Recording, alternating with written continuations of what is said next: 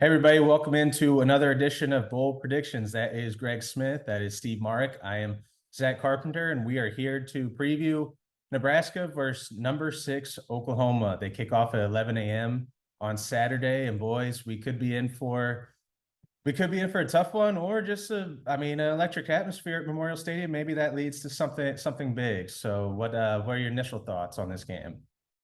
Yeah, I do think that the electric atmosphere is something that I'm watching for, and I do think that that's something that we'll get, and in part not just because of the initial excitement about Mickey Joseph kind of running the program, the big time rivalry with Nebraska Oklahoma, and people like to be nostalgic about those sorts of things. We saw it last year in Norman, but also like I have been pleasantly surprised, and I said this on the Throwing Bones podcast with Nate Klaus as well, as I've been pleasantly surprised by what the atmospheres have been like for the first two home games. Like, given everything swirling around the program and then what ended up happening with Scott Frost being fired, like, I didn't think that it would be necessarily like that. Nebraska fans kind of proved us wrong once again. So I think it'll be a great environment.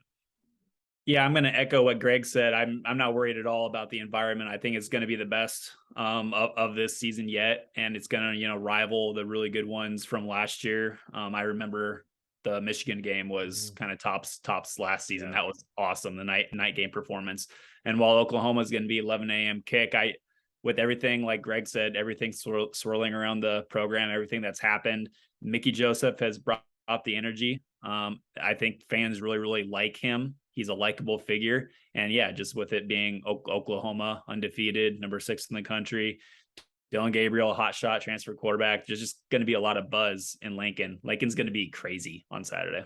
Are we totally surprised that the first two games have been the atmosphere they're like? Like, this is my first season covering Nebraska, but I've heard all the hype about Memorial Stadium and Nebraska fans, and then it was what I expected of being like, even though it was an FCS team and then a Sun Belt team, I'm like, all right, this is sort of the atmosphere I was sold on, like with how raucous and passionate this fan base is. So I feel like I'm not totally surprised, but this Oklahoma game obviously had a different feel to it. I think if Scott Frost, and we said this earlier in the week, that we don't need to rehash it too much, but I think if Scott Frost was still running the program, maybe there'd be some energy zapped out. But like you said, with Mickey Joseph leading the helm, renewed sense of energy and enthusiasm in the building for a huge game where a lot of people are going to be back in town, and they welcome in a team that is, like we said, number 6 in the country. So for my first bold prediction question, we're gonna do a little inverse. And what people don't understand is we don't script the show. I throw guys curveballs, and that's why sometimes we're like, I haven't thought about that. Let me see if I can come up with something in 0.2 seconds. But Greg, we're gonna do inverse. Who's calling it? Who's calling the upset here of Nebraska over Oklahoma? Give me your final score prediction. Oh boy. My final score prediction was, I have to go back and look. Okay, it was Oklahoma 31, Nebraska 24. And if you'll notice, that is another one-score loss. I think it is cruel of me in a way to pick a one-score loss for Nebraska to start off with as the Mickey Joseph era / audition / tryout. But this is Nebraska football, and who knows, like, pain is always kind of around the corner. Hopefully that is changing for the fans out there. But yeah, at 31-24, I think Nebraska plays a better game overall. I think the defense plays inspired football in this one. I am really curious to see what we end up noticing on Saturday. What are changes in the defense after Mickey Joseph has said that they are trying to implement some changes schematically. I don't know if there can be wholesale changes on the fly, but that's what makes it fun, right? We got to see what ends up happening. But the one caveat that I will put on this, and this one-score loss, is I am very concerned about Nebraska's offensive line against Oklahoma's defensive line. I think that as Nebraska potentially has a guy or so missing from that offensive line, and the performance that we've seen from them, and Oklahoma's defensive line being the best one they've seen yet, that could cause some real issues. But I'm going to stick with my guns, 31-24 Oklahoma. And real quick before you go, Steve, little trivia time for you guys. I guarantee you guys are going to get it right off the bat, but can you tell me when is the last double-digit loss that Nebraska has suffered? Ohio State? No, that was 9. My bad. No, correct. There were I think it was a 9-point loss, right? Yeah, I think that so. That was 26-17 last year to Ohio State. It would have been 2 years ago. I don't know. Illinois on November 21st, 41-23. Oh, that Nebraska home lost. game. Ever since then, they lost by 6 points, 7 points to Iowa and Minnesota that year. Last year's the famed every game was decided by 9 points or less. 8 of them were one possession, and then 3-point loss to Northwestern, 3-point loss to Georgia Southern. So they've kept things close. So I think predicting a one possession loss or one score loss is kind of right on track of history here. I think that was I'm right there. I think that was the Illinois game where they came into Lincoln, ran the ball down the Huskers' throat, and then at the end of the season, Lovie Smith got fired. Oh, yes, it was.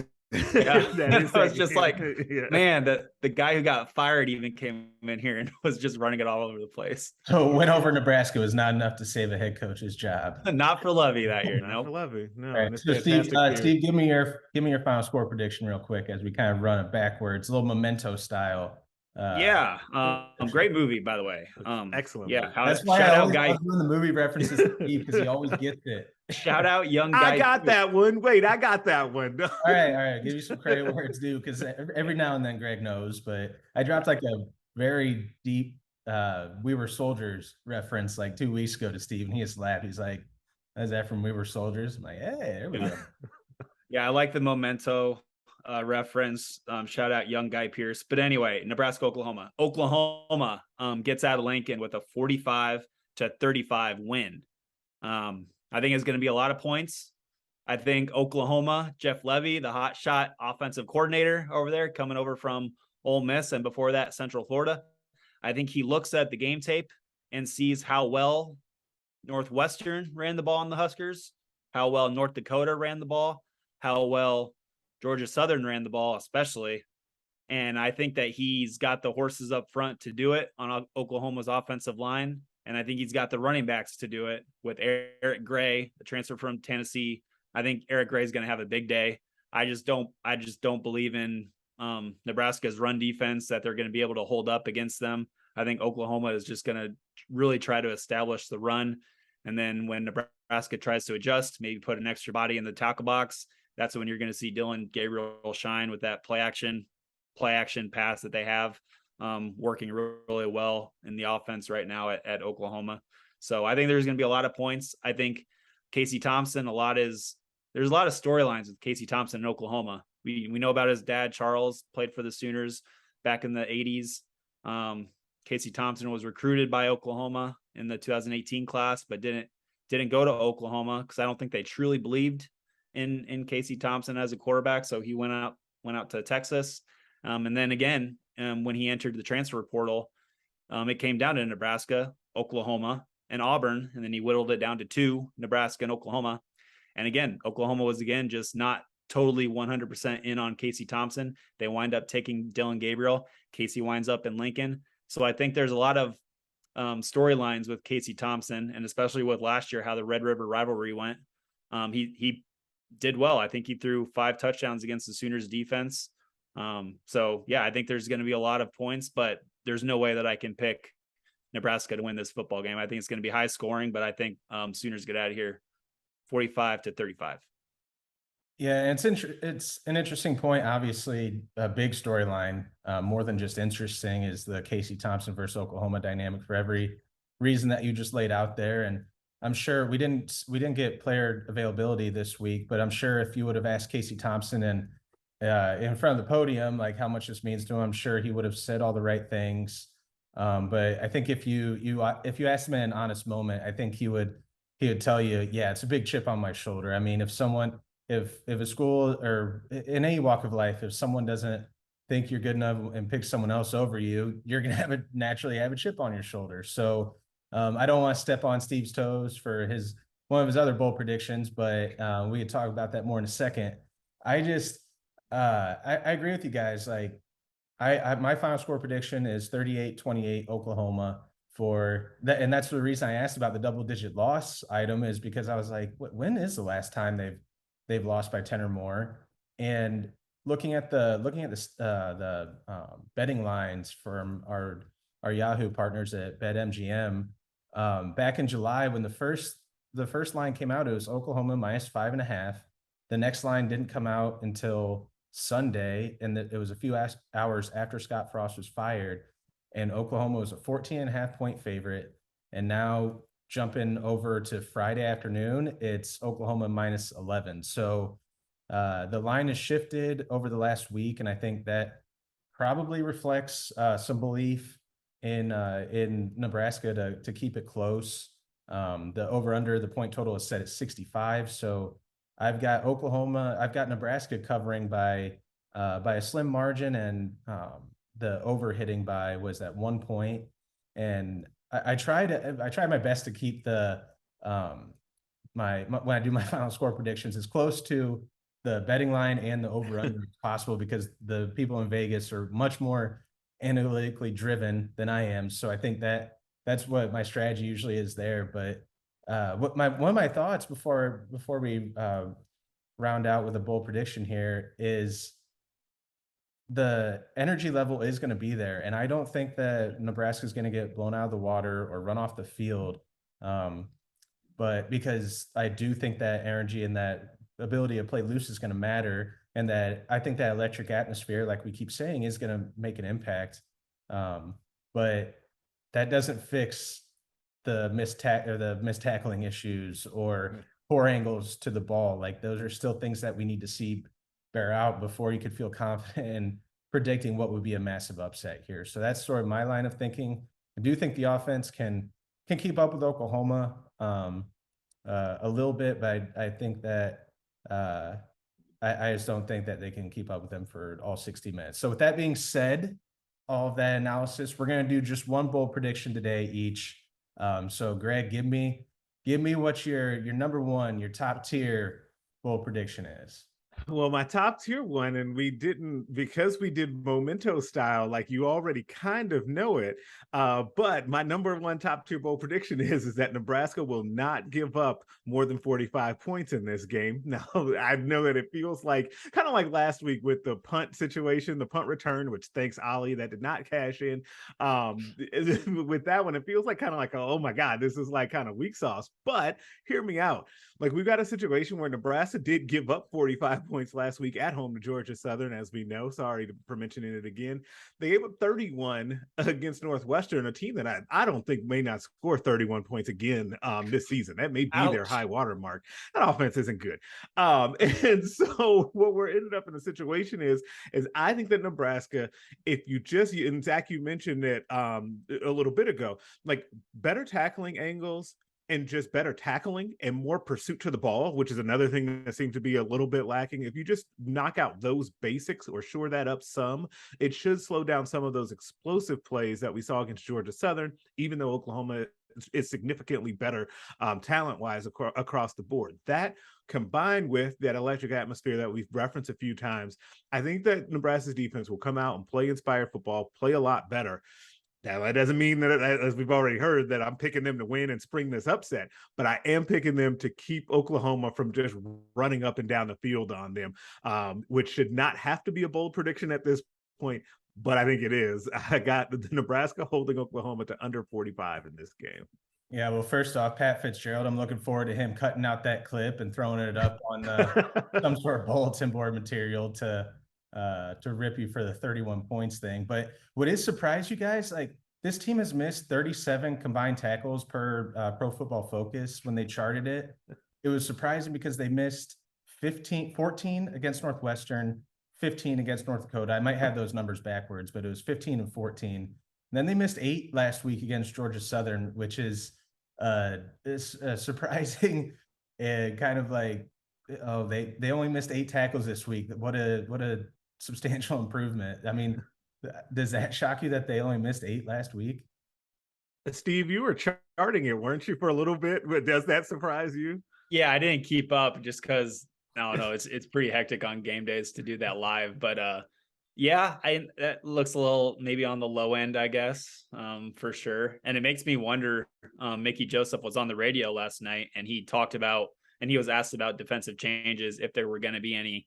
And, obviously earlier this week on Tuesday, he said that defensive coordinator Eric Shenander, instead of coaching the nickels, he'll be coaching the safeties now. And Travis Fisher, instead of doing corners and safeties, he'll just be focusing on corners. There's still a little gray area on who is coaching the nickels. But yeah, I mean, along with specific schematic changes. Mickey Joseph obviously wasn't going to talk on live radio about what those are going to be, which is kind of a funny comment from him. He said that that would be a bad idea, and it was just a really funny comment. But yeah, I don't know how much change is going to occur because it's still going to be the same players on the field. Just maybe drastic scheme stuff would make a difference, but then you have players doing things, changing things on the fly, and a really good Oklahoma offense, I think, just maybe taking advantage of that for sure. So, I mean, yeah, eight missed tackles seems kind of like on the low end after that game. Yeah, well, if they can shore some of those up, maybe they keep it close, and Nebraska, maybe they can get some missed tackles in the open field. They can match what Steve's bold prediction is, because he sent it to me to put in the written story. So Steve, why don't you tell everybody about that, since we're sort of leading you into it? Yeah, for sure. So Casey Thompson, quarterback. Yeah. He'll have his first game as a Husker with 400 yards passing, and he's going to be responsible for 4 touchdowns. He's going to throw 3 of them, and he's going to have 1 rush. And that 1 rush is going to be like he did last week against Georgia Southern, where he really gutted it out in the fourth quarter after getting just lit up and hurt. He'll have a goal line dive for his 1 rushing touchdown. So one bold prediction: Casey Thompson will throw for 400 passing yards, at least 400, and he'll be responsible for 3 touchdowns, 3 through the air, and 1 goal line dive. He gets bonus points for that if that hits for a goal line dive. I just have it in my head that the offense is going to get into the red zone. They're going to give it to Anthony Grant or AJ Allen, and he's going to pound it into like inside the 3, maybe the 2. And then they're just going to go hurry up, and Casey Thompson's just going to do a little dive, just like he did against Georgia Southern. See, that's why I wanted you on this team originally back in the summer, Steve. He's just got a vision. He just could see it. Yeah, he's got vision. It is. Yeah. I mean, if that happens, I'm going to stand up in the press box and not do anything probably, but I'll just stand up and just stand up and go get yourself an extra. Take it in. Take it in, everyone. That extra no, cookie. I'm not going to do any of that. I'm too scared to do that. He's just going to side eye me and just give me the little like head nod, and that's it. I'll say something in Slack and move on with my life. Right.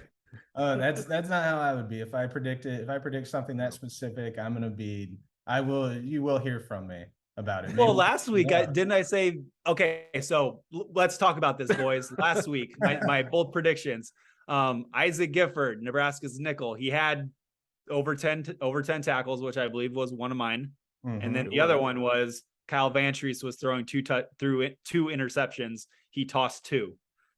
Okay. So I haven't gone back and watched the videos to tally up the standings. All right, Steve. So I will do that. And now that you're putting me on blast here publicly, now I absolutely have to do that today to see who's in the hierarchy. Maybe I'm not doing that subconsciously because I know I'm going to be lower on the totem pole, but we will have that in the updated standings next week. So don't you worry. Here's what's going to happen. Right after I just said that, like, I'm never going to get a prediction correct from here on out. Right, I know that's jinxed yourself.